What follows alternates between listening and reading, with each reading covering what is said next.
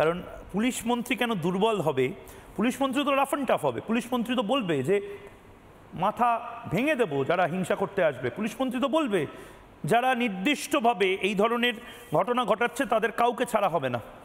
উল্টে বাংলার পুলিশ মন্ত্রী কি বলছেন সেদিকে যাব, কিন্তু সঞ্জয় শাস্ত্রী এই দার্শনিক কথাবার্তা, মানে এটা যদি সঞ্জয় শাস্ত্রী আপনি বলেন মেনে নেওয়া যায়, কিন্তু যোগী আদিত্যনাথ যদি পুলিশ মন্ত্রী হয়ে যান, গোরক্ষনাথ ধাম থেকে, সাধু থেকে তিনি যদি, সন্ত থেকে তিনি যদি রাজদণ্ড হাতে নিয়ে নেন, তখন কি তার মুখে এই কথা সাজে? তখন তো তিনি বলেন এনকাউন্টারের কথা।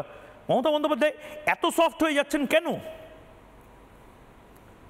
না, উনি যে তোষণের রাস্তা আপন করে নিয়েছেন এতদিন ধরে, তাতে করে সংখ্যালঘুদেরকে বিজেপির জুজু দেখানো হয়েছে, বিজেপি এসে যাবে, আরএসএস এসে যাবে।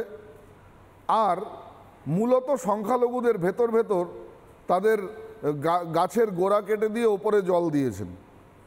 তাতে কি হয়েছে, সংখ্যালঘুদের যে আক্ষরিক অর্থে উন্নয়ন হওয়ার কথা ছিল সেই উন্নয়ন কিন্তু আদৌ হয়নি। উন্নয়ন হয়েছে ওনার ভাইপোর, উন্নয়ন হয়েছে ওনার ভাইদের, কিন্তু সংখ্যালঘুদের যে উন্নয়ন হওয়ার কথা ছিল সেই উন্নয়ন কিন্তু হয়নি। রইল ওনার যে এখনকার স্ট্যান্ড পয়েন্ট, সেটা হচ্ছে যে সংখ্যালঘুদেরকে লেলিয়ে দেওয়া, বিভিন্নভাবে লেলিয়ে দেওয়া।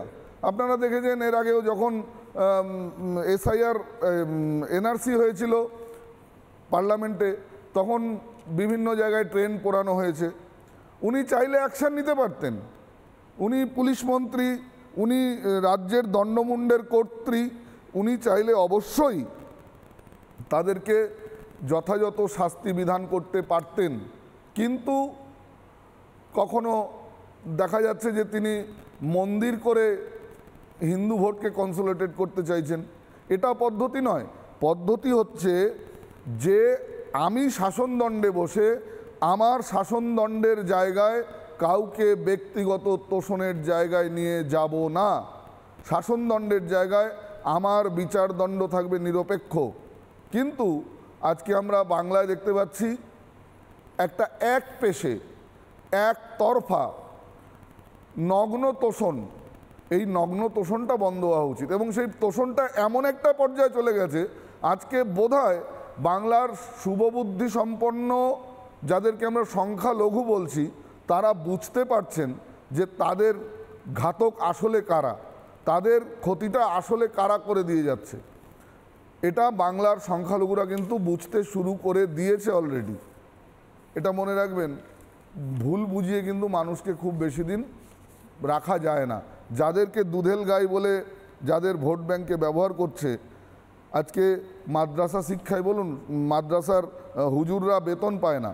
আজকে মুর্শিদাবাদ একটা তামাম অঞ্চলের যারা প্রান্তিক মুসলমান, আপনি তারা বিড়ি শ্রমিক, সারাদিন বিড়ি বেঁধে 100 টাকা রোজ পায়, তারা এখনও দারিদ্র্যসীমার নিচে বাস করে।